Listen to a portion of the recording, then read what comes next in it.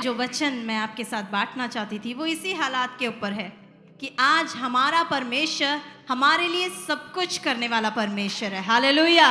कितने लोग मानते हैं? क्या आपने अपने जीवन में इस बात को अनुभव किया है? आपका परमेश्वर आपके लिए सब कुछ करता है। बोलिए, मेरा परमेश्वर मेरे लिए सब कुछ करता है। क्यों ना हम निकाले यूहन्ना रचित सुसमाचार उसका पहला अध्याय उसके 29 से 34 वचन तक। जब हम देखते हैं वहां पे हमें परमेश्वर के बारे में कुछ कहा गया है। यूहन्ना रचित सुसमाचार उसका पहला अध्याय उसके 29 वचन से लेके 34 वचन तक।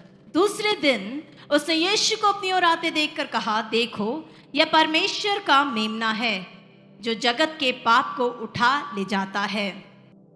यह वही है जिसके विषय में मैंने कहा था कि एक पुरुष मेरे पीछे आता है जो मुझसे श्रेष्ठ है, क्योंकि वह मुझसे पहला था और मैं तो उसे पहचानता ना था, परंतु इसलिए मैं जल से बपतिस्मा देता हुआ आया कि वह इज़राइल पर प्रकट हो जाए। और यूहन्ना ने यह गवाही दी कि मैंने आत्मा को कबूतर की नाई आकाश से उतरते देखा है और वह उस पर ठहर गया। और मैं तो उसे पहचानता नहीं था, परंतु जिसने मुझे जल से बपतिस्मा देने को भेजा उसी ने मुझसे कहा कि जिस पर तू आत्मा को उतरते और ठहरते देखे वही पवित्र आत्मा से बपतिस्मा देने वाला है। और मैंने देखा और गवाही दी है कि यही परमेश्वर का पुत्र है। हालेलुया। हम यहाँ पर यीशु मसीह के बारे में एक गवाही को यूहन्ना बपतिस्मा देने वाले के द्वारा सुनते हैं कि वह परमेश्वर का पुत्र है। आज हम यीशु मसीह को कई नाम से जानते हैं। कई बार हम उसे परमेश्वर का मेमना जानते हैं, कई बार परम प्रधान परमेश्वर जानते हैं, परमेश्वर का पुत्र मानते हैं। कई लोग कहते हैं यहोवा मेरा चरवाहा है, कुछ लोग कहते हैं कि वो मेरा सब कुछ है, कुछ लोग कहते हैं कि परमेश्वर मेरे लिए अद्भुत कार्यों को करने वाला अद्भुत कर्ता परमेश्वर है। ऐसे कई नामों से हम आज यीशु मसीह को जानते हैं। ऐसे कई नाम हमने यीशु मसीह को अपने जीवन में शायद दिए हैं। कोई कहता है वो मेरा मित्र है, कोई कहता है वो मेरा संगी है, कोई कहता है वो मेरा दुल्हा है। ऐसे कई नामों से हम यीशु मसीह को जानते हैं और ऐसी कई बातों को यीशु मसीह हमारे जीवन में करता है। आज मैं बाइबल के द्वारा कुछ एक बातों को आपको बताने जा रही हूँ जिसके द्वारा आप जान पाएंगे कि यीशु मसीह आपके जीवन में क्या क्या करता है। कुछ चीज़ों को शायद आपने पहचाना होगा, कुछ चीज़ों को शायद आपने जाना होगा। जब आपने उद्धार पाया आपने उसे उद्धारकर्ता के रूप में जाना, जब आपने उसे ग्रहण किया आपने उसे अपना परमेश्वर करके ग्रहण किया।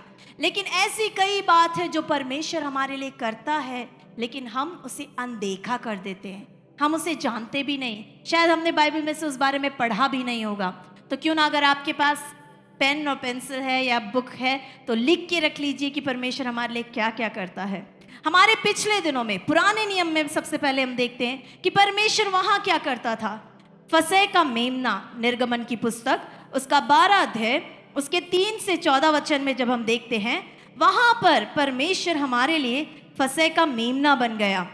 निर्गमन उसका 12 अध्याय और उसके 3 से 14 वचन में जब हम देखते हैं, इज़राइल की सारी मंडली से इस प्रकार कहो, इसी महीने के 10वें दिन को तुम अपने अपने पितरों के घरानों के अनुसार घराने पीछे एक मेमना ले रखो। हम सब इस घटना को जानते हैं, इसीलिए मैं ज़्यादा समय वचन को पढ़ने में नहीं, लेकिन मैं आपको संक्षिप्त में इस बात को समझाती हूँ। जब इजरायली लोग मिस्र देश से छुड़ा लिए गए, वो आए, वो नए देश में जा रहे थे, उस समय परमेश्वर ने उनसे कहा कि तुम अपने लिए एक फसह का मेमना चुनो और उस मेमने को तुम बलिदान करना और तुम उस फसह के मेमने को मनाना। प्रभु हमारे लिए फसह का मेमना बना। मेरे प्रियो, पुराने नियम में हम यहाँ पर देखते हैं वो हमारे लिए बलिदान होने के लिए, हमें वहाँ पे पहलोठों की मृत्यु हो रही थी और उन पहलोठों को बचाने के लिए उस मेमने को मारकर उसके लहू को चौखटों पे लगाया गया, ताकि जिस चौखट पे वो लहू है वहाँ पे कोई भी मृत्यु ना प्रवेश करे करके। इस प्रकार प्रभु ने उन पहलोठों को जो इजरायलियों के थे उन्हें बचाया। वो फसह का मेमना वहाँ पर बन गया। सो फसह का मेमना बनकर परमेश्वर ने पहले हमें बचाया।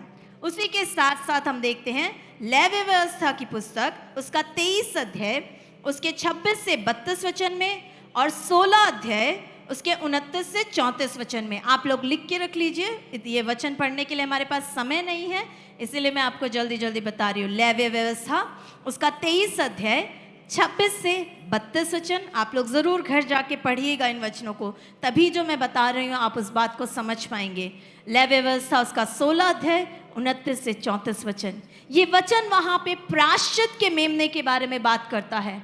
इजरायली लोगों को परमेश्वर ने कहा कि साल में एक बार तुम मन फिराओ, अपने सारे पापों से प्रायश्चित करो, अपने सारे पापों का अंगीकार करो और परमेश्वर की उपस्थिति में अपने आप को जीवित बलिदान के रूप में तुम चढ़ाओ, हर एक पापों से अपने आप को दूर करो। वहां पे हम प्रायश्चित के मेमने को देख पाते हैं।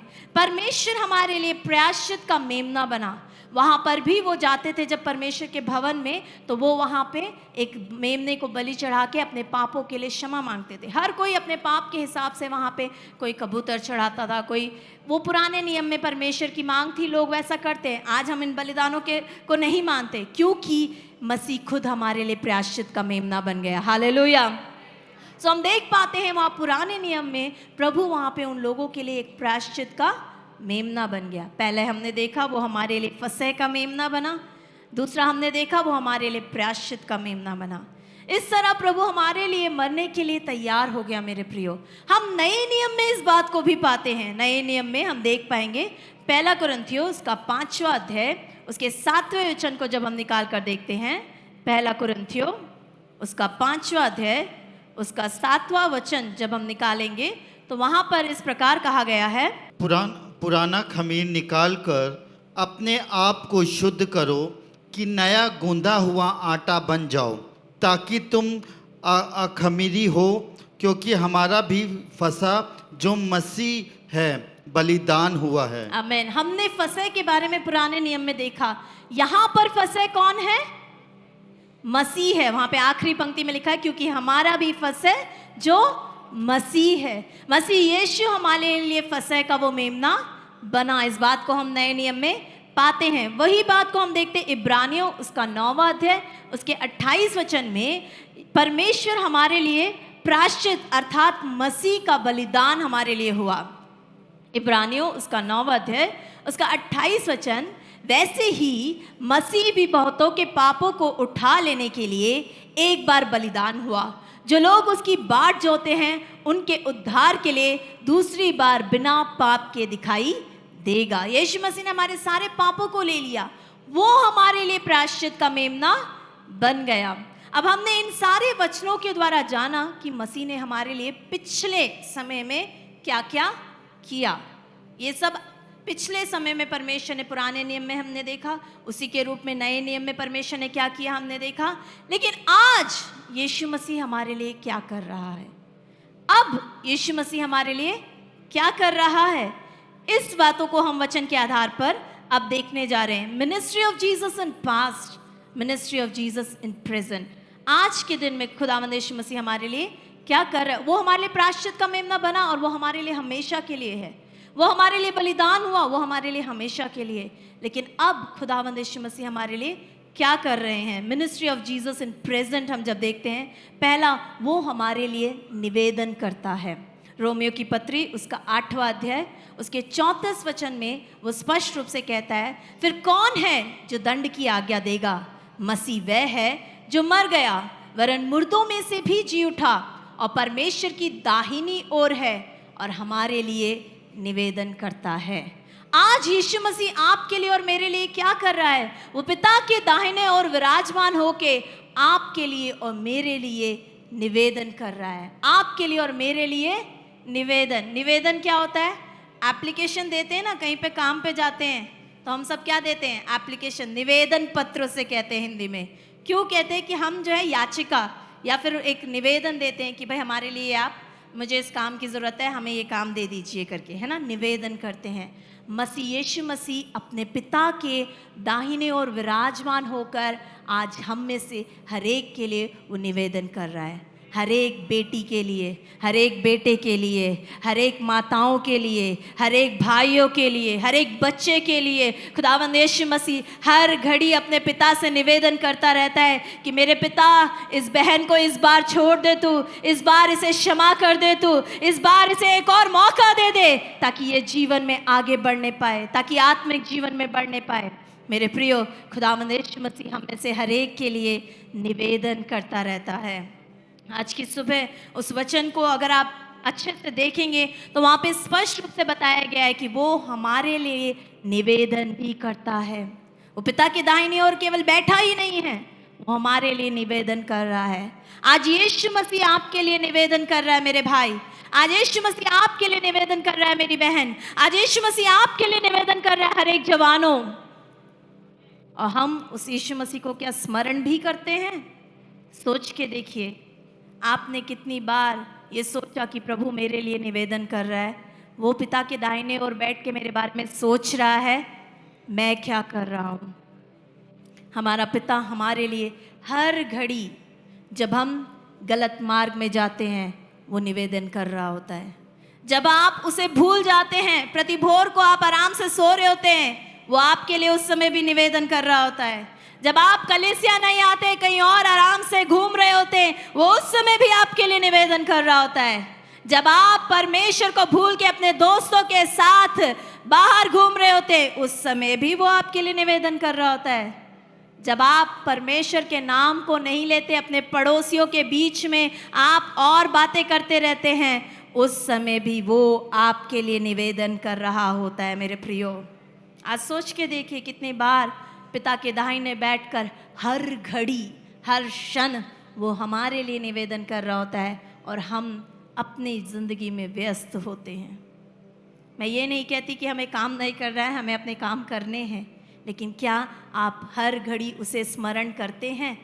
क्या आपके कामों में उसके नाम की महिमा होती है? क्या आपकी बातों में उसके नाम की महिमा होती है? क्या आपके चाल चलन में उसके नाम की महिमा होती है?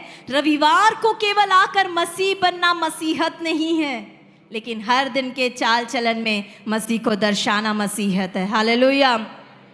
हम क्यों ना उस वचन के आधार पर अपने जीवन को सोच कर देखिए, एक पल के लिए सोच के देखिए, परमेश्वर हमारा निवेदन कर रहा है और हम उसको भूल बैठे हैं, हम उसको सोचते भी नहीं हैं। ऐसा जीवन ना हो हमारा। हम हमेशा याद रखें, जब जब आप गलत मार्ग में जाते हैं, वो पिता से निवेदन कर रहा होता है कि मेरे बेटी मेरे बेटे को आप प्रभु अपने मार्ग में ले आइए।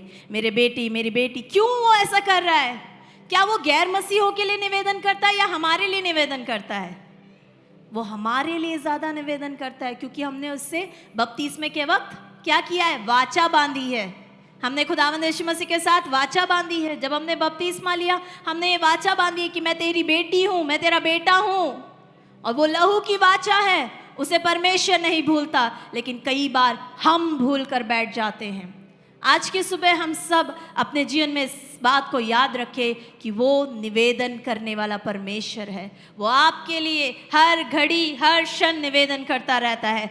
दूसरा, वो विनती करने वाला परमेश्वर है। वो हमारे लिए विनती करता है। वो केवल हमारे लिए निवेदन ही नहीं करता, लेकिन वो हमारे लिए विनती करता है। हम देखते इब्रानियों की पत्री उसका 7वां अध्याय उसके 24 वचन को जब हम निकालते हैं, इसीलिए उसके 25 वचन में हम देखेंगे, इसलिए जो उसके द्वारा परमेश्वर के पास आते हैं वह उनका पूरा पूरा उद्धार कर सकता है, क्योंकि वह उनके लिए विनती करने को सर्वदा जीवित है। आमीन, हालेलुया।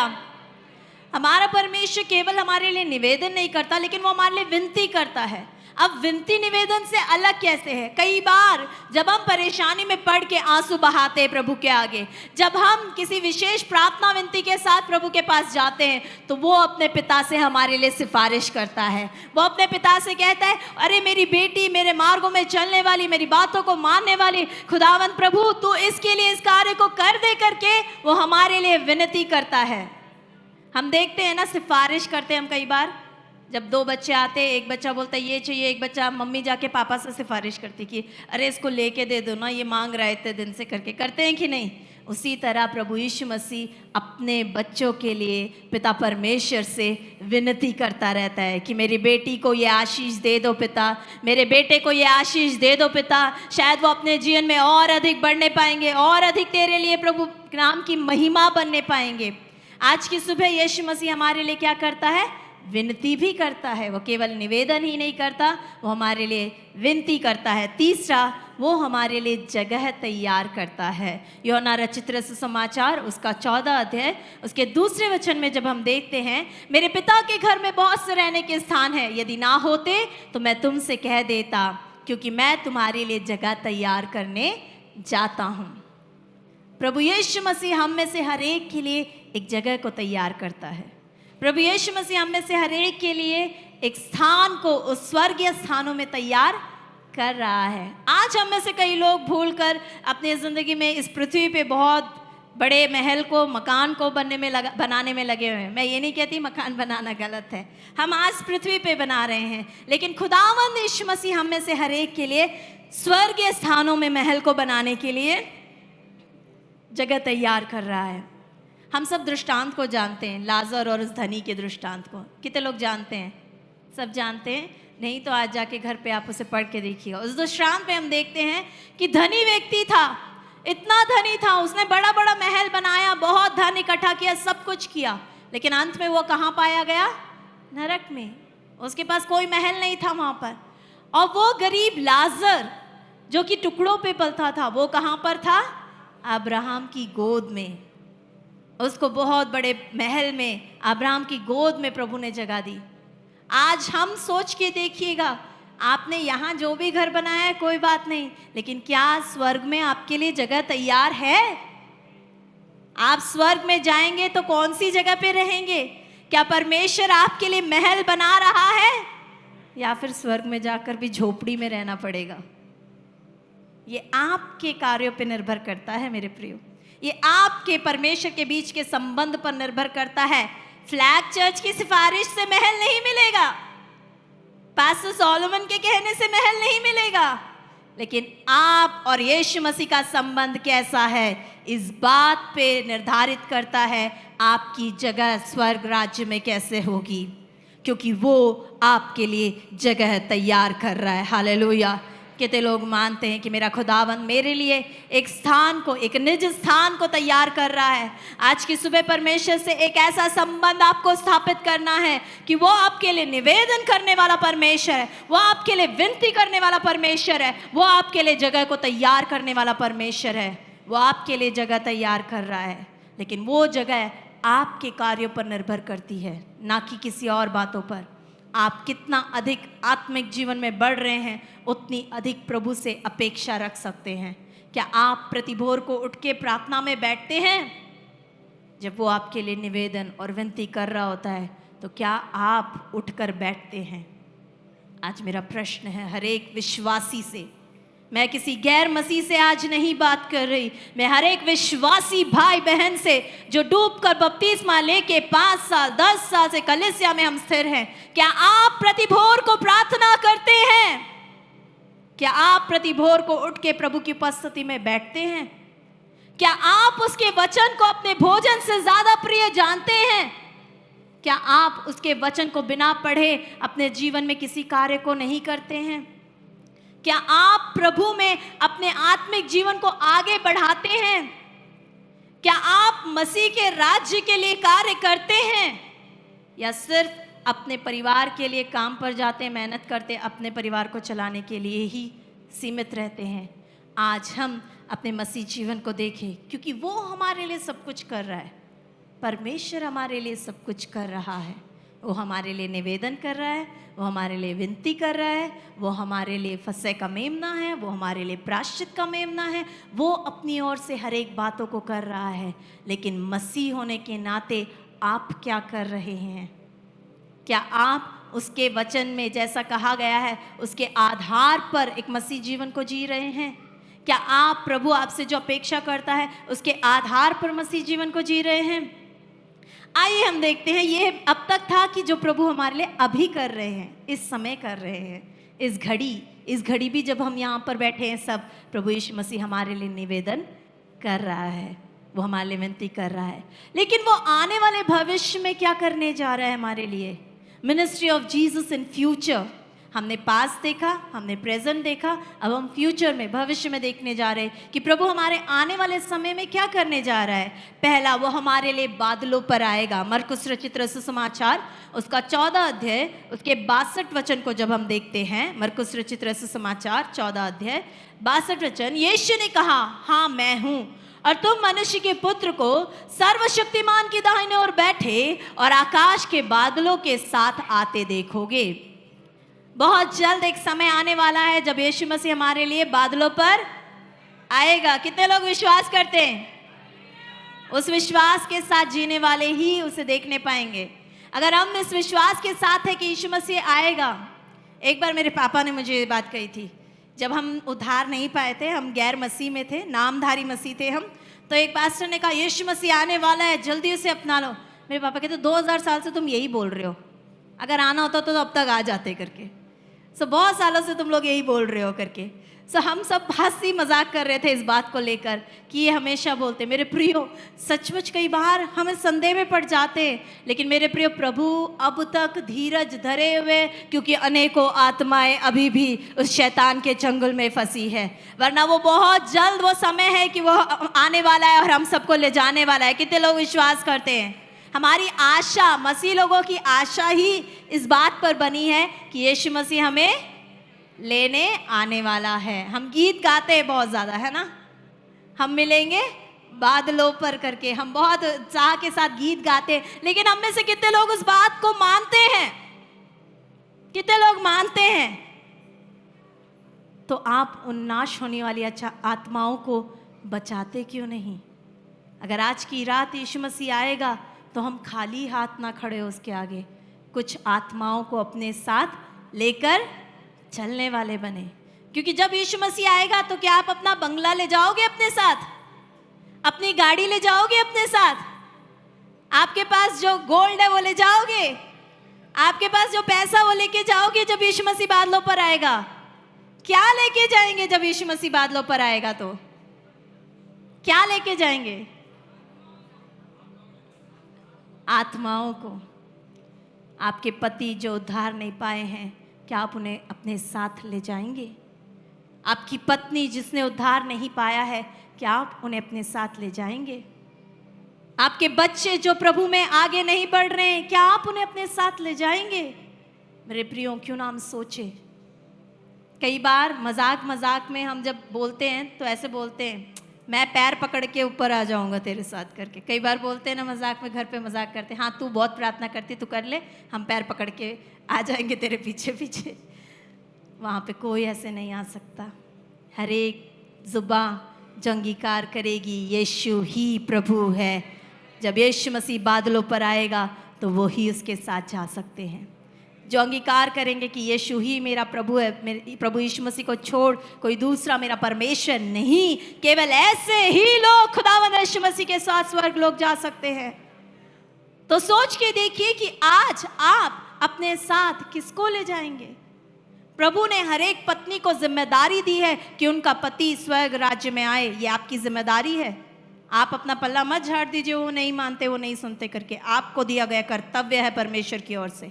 हर एक पति को, अगर आपकी पत्नी कलीसिया नहीं आती तो ये आपका कर्तव्य है। परमेश्वर ने आपको उत्तरदायित्व दिया है कि वो मसीह में आगे आए करके। मेरे प्रियो, यदि वो नहीं आते तो आपके घुटने अभी तक कमजोर है। प्रति भोर को उठ के प्रभु की उपस्थिति में घुटने टेक दे, प्रभु से कहे कि प्रभु तू मेरे पति को उद्धार दे, उन्हें बचा ले, मैं स्वर्ग राज्य में उनको देखना चाहती हूँ करके। अपने बच्चों के लिए घुटने टेके, मेरी बेटी को खुदावन तो स्वर्ग राज्य में लेकर आ, मैं देखना चाहती हूँ। आज हम में से हर एक को प्रभु ने उत्तरदायित्व दिया है। कहीं ना कहीं पिछले सालों से हमारी कलीसिया में आत्मिक जीवन में हम ठंडे पड़ चुके हैं मेरे प्रियो। हम सिर्फ आशीष, प्रभु मुझे आशीष दे, मेरे बच्चों को बचा ले, मेरे घर को आशीष दे, blessing blessing blessing blessing blessing, सिर्फ आशीष को मांगते रहते हैं। आत्माओं को मांगने का समय है मेरे प्रियो, ये प्रभु के लिए कार्य करने का समय है मेरे प्रियो, ये समय। और हम केवल आशीषों को मांगते रहते हैं। प्रभु हमारे लिए जगह तैयार करने जा रहा है। प्रभु बादलों पर आएगा और हम में से हर एक को अपने साथ ले जाएगा। क्या हम तैयार हैं? यदि हम तैयार हैं तो अपने हाथों को उठाकर बोले कि खुदावंद मुझे तैयार कर कि मैं बादलों पर जब तुझसे मिलूँ तो खाली हाथ ना मिलूँ। मेरा पूरा परिवार, मेरे बच्चे, मेरे पति, मेरे रिश्तेदार मेरे साथ उस बादलों पर आने वाले बने। मेरे प्रियो, कई बार हम डरते हैं, हम अब प्रभु के बारे में अपने परिवार वालों से बोलने से डरते हैं। समय खत्म हो गया डरने का। अब समय है कि हम निडरता से खड़े होकर बोले यीशु ही प्रभु है, हम उसे माने। क्योंकि जब तक हम निडर ना होंगे, जब तक अपने परिवार के आगे मुंह नहीं खोलेंगे, कौन उन्हें प्रभु के बारे में बताएगा? कौन उन्हें जाकर सुसमाचार को सुनाएगा? अपने मुंह को खोले, हम निडर बने, प्रभु के लिए खड़े हों, क्योंकि समय है कि हम उसके लिए आत्माओं को जीतने वाले बन जाएं। और दूसरा, वो जब आएगा तो हमारे लिए न्याय करेगा। मत्ती रचित सुसमाचार उसका 25 अध्याय उसके 32 वचन में जब हम देखते हैं, वहाँ पर स्पष्ट रूप से लिखा है, और सब जातियाँ उसके सामने इकट्ठी हो जाएंगी, और जैसा चरवाहा भेड़े को बकरियों से अलग कर देता है, वैसा ही वह उन्हें एक दूसरे से अलग करेगा। खुदावंद यीशु मसीह पहला बादलों में आने वाला है, दूसरा वो हमारे लिए न्याय करने वाला है। खुदावंद यीशु मसीह हर एक के हिसाब से, हर एक के कामों के हिसाब से न्याय करने के लिए आने वाला है। कितने लोगों को गीत पता है, खुल जाएंगी किताबें जब भी हिसाब होगा, इंसाफ का तराजू यीशु के हाथ होगा। आज की सुबह मेरे प्रियो, जान लीजिए वो इंसाफ करने आने वाला है, वो न्याय करने आने वाला है। इससे पहले वो फसह का मेमना था, हमारे लिए प्रायश्चित कर मेमना था, वो हमारे लिए प्रभु भोज था, वो हमारे लिए बलिदान था, उसने अपने प्राण हमारे लिए दिए। और अब वो अभी प्रेजेंट में, भविष्य में वो हमारे लिए निवेदन कर रहा है, वो हमारे लिए विनती कर रहा है, वो हमारे लिए जगह तैयार कर रहा है। किसी ना किसी तरह मेरे बेटे, मेरी बेटी वो बच जाए, वो मसीह में आगे बढ़ जाए, आत्मिक जीवन में उन्नति को पाए, वो कोशिश कर रहा है। लेकिन एक समय आने वाला है जब वो न्याय करने के लिए आएगा। उस दिन वो हमारे लिए विनती नहीं करेगा, उस दिन वो हमारे लिए निवेदन नहीं करेगा, उस दिन वो हमारे लिए परमेश्वर पिता से नहीं बोलेगा कि प्रभु एक और मौका इस बहन को दे दे, एक और मौका इस भाई को दे दे। उस दिन वो हमारा इंसाफ करेगा।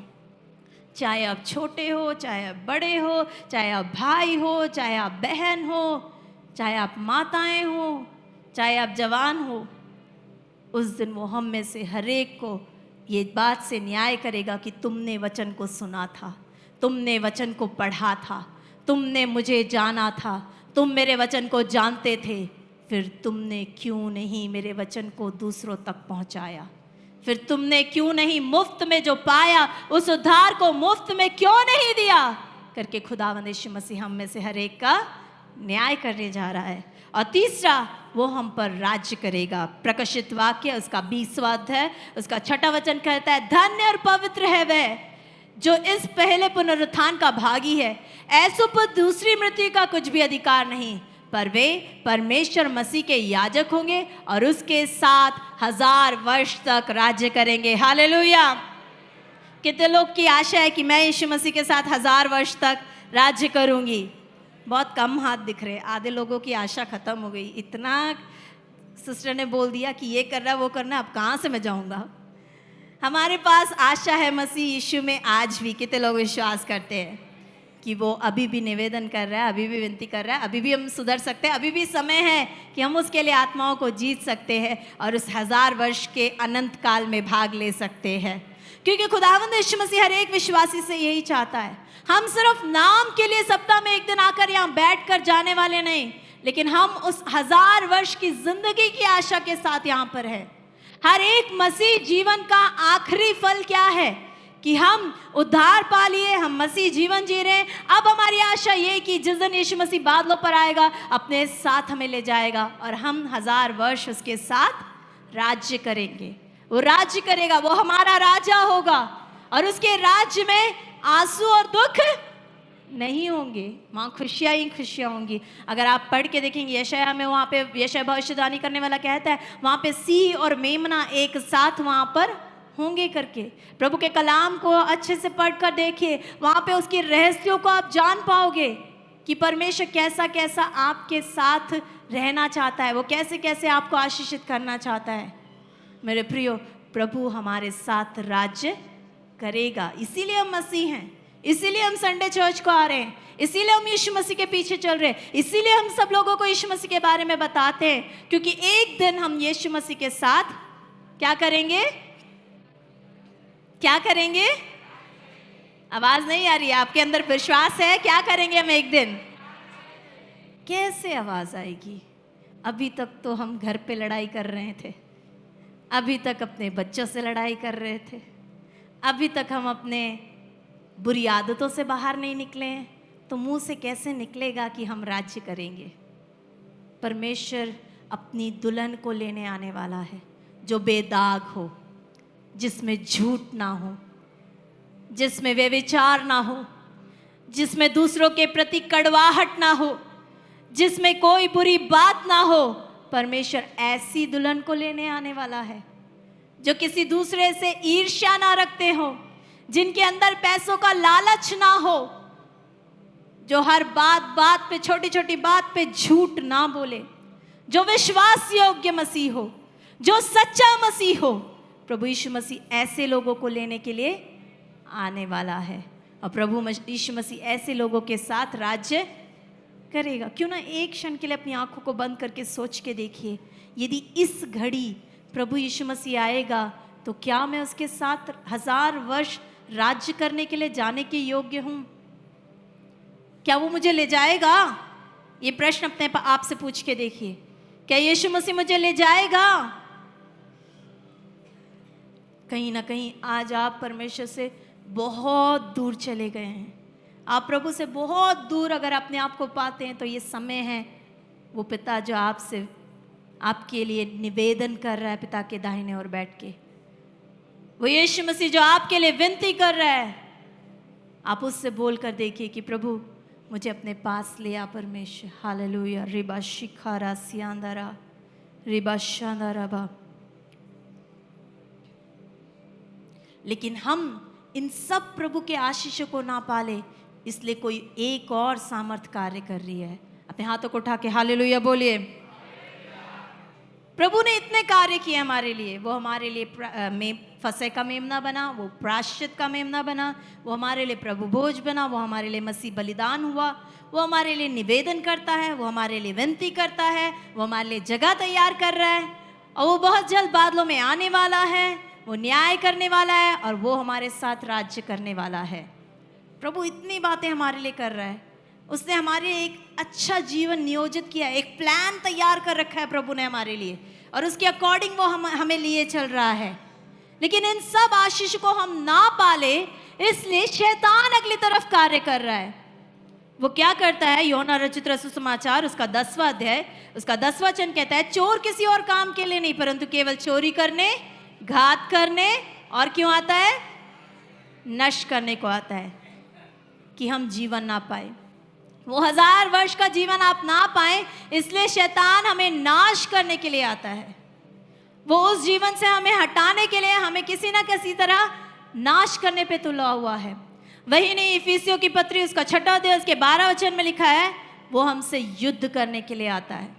पहला वो हमें नाश करने के लिए आता है, वो हमसे युद्ध करने के लिए आता है। इफिसियों की पत्री उसका 6वां अध्याय 12 वचन, क्योंकि हमारा यह मल्ल युद्ध लहू और मांस से नहीं, परंतु प्रधानों से, अधिकारियों से, और इस संसार के अंधकार के हाकिमों से हैं, और उस दुष्टता की आत्मिक सेनाओं से जो आकाश में है। मेरे प्रियो, आज शैतान हमसे युद्ध करने, हमें नाश करने, हमें किसी ना किसी तरह जो परमेश्वर हमारे लिए कर रहा है उस योजना से बाहर ले जाने के लिए वो आता है, और वो हमें इन सब बातों से दूर करने के लिए आता है। हमारा युद्ध मांस और लहू से नहीं, हमारा युद्ध आत्मिकताओं से, अंधकार की सामर्थ्यों से है। हम इस बात को भूल जाते हैं और हम शैतान के बहकावे में आ जाते हैं। आज कितनी पत्नियां अपने पति से लड़के हुए बैठे हैं। वो मांस और लहू से युद्ध नहीं है आपका, आपका युद्ध आत्मिक युद्ध है।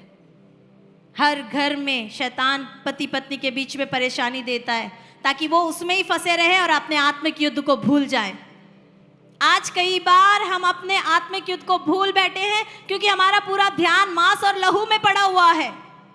आज कई बार हम अपने आत्मिक युद्ध को भूलकर अपने घर के अंदर ही लड़ाई को लड़के बैठे हुए। युद्ध यहाँ नहीं है मेरी बहन, युद्ध यहाँ नहीं है मेरे भाई। आपका युद्ध आत्मिक के अंधकार की सामर्थ के साथ है। उस बात को भुलाने के लिए शैतान आपके परिवार में गड़बड़ी दे देता है और आप भी डिस्ट्रैक्ट होके उस तरफ आ जाते हैं कि भाई हाँ भाई ये युद्ध मुझे करना है। नहीं मेरे जवानों, नहीं मेरे प्रियो, आपका युद्ध लहू और मांस से नहीं है, आपका युद्ध आत्मिक युद्ध है। हालेलुया। कितने लोग मानते हैं प्रभु ने मुझे आत्मिक युद्ध करने के लिए चुना है। शैतान हमें इन युद्धों में फंसा के रखता है। भाई भाई प्रॉपर्टी के युद्ध में लड़ते रहो, जाके फैमिली में लड़ते रहो, अपने जेठानी देवरानी लड़ते रहो, सास बहू लड़ते रहो, इन युद्ध में फंस जाओ ताकि प्रभु के उस आत्मिक युद्ध को भूल जाओ। आज कितने परिवार कह सकते हैं कि हाँ मैं ऐसे युद्ध में फंस गई हूँ, लेकिन मुझे इससे बाहर आकर प्रभु के ने जो दिया है उस आत्मिक युद्ध को लड़ना है। आज परमेश्वर हमारे जीवन में हमें इतना सब कुछ एक योजना बनाकर ले आ रहा है, लेकिन हम क्या करते हैं शैतान के छोटे से बहकावे में अपने बच्चों के लिए, अरे मेरे बच्चे का भविष्य क्या होगा, अरे मेरा बच्चा क्या करेगा, मेरी बेटी क्या करेगी, कैसे मैं उसके लिए, इन युद्धों में फंसे हुए हैं। कैसे मैं मकान बनाऊं, इन युद्धों में फंसे हुए हैं। कैसे अपने पति को समझाऊं, इन युद्धों में फंसे हुए हैं और अपने आत्मिक युद्ध को भूल गए हैं। खुदावंद यीशु मसीह ने आपको आत्मिक युद्ध करने के लिए बुलाया है। उसने आपको बुलाहट दी कि आप एक आत्मिक युद्ध करके उसके लिए एक सेना को तैयार करो। उसने आपको बुलाहट दी कि आप एक आत्मिक युद्ध करके अनेक नरक में जाने वाली आत्माओं को बचाओ। लेकिन आज हम क्या कर रहे हैं, अपने घर की लड़ाइयों में फंसे हुए हैं, अपनी बहू की, अपने बेटे की, अपने पति की, अपने बच्चों की, पोते पोती की जिंदगी संवारने में, बेटे की जिंदगी संवारने में। मेरे प्रियो, खुदावंद यीशु मसीह ने आपको एक बहुत बड़ी योजना के तहत बुलाया है। उसने आपको आत्मिक युद्ध करके हजारों हजार वर्ष के लिए तैयार किया है। आप इस छोटे सी दुनियावी यात्रा के पीछे पड़कर अपने उस अनंत काल के जीवन को ना खो दे। कितने लोग कह रहे हैं हाँ मैं अब तक शैतान के बहकावे में आकर, उसके चाल चलन में, उसकी बातों में आकर मांस और लहू से लड़ रही थी, लेकिन आज मैं निर्णय लेती हूँ कि मैं एक आत्मिक युद्ध के लिए अपने आप को तैयार करूँगी। मैं अपने आप को उस 1000 वर्ष के राज्य के लिए तैयार करूँगी। कितने लोग ऐसा कहते हैं, क्यों ना आए अपने घुटनों पर हम आके प्रभु से बोले, प्रभु मैं भूल गई थी कि मैं कौन हूँ, मैं भूल गई थी कि मेरा परमेश्वर कौन है, मैं भूल गई थी कि प्रभु ने मुझे किस लिए बुलाया है। मैं एक और बार आज अपना समर्पण करती हूँ। हालेलुया। कितने लोग इस वचन के लिए अपने आप को समर्पित करने के लिए तैयार है, अपने आप को प्रभु के आगे सौंपे। रबा शिखा बा रियांदा रबा सिखाला रबा शांदारा। पवित्र आत्मा परमेश्वर हम में से हर एक से बोलो, बातचीत करने पाए।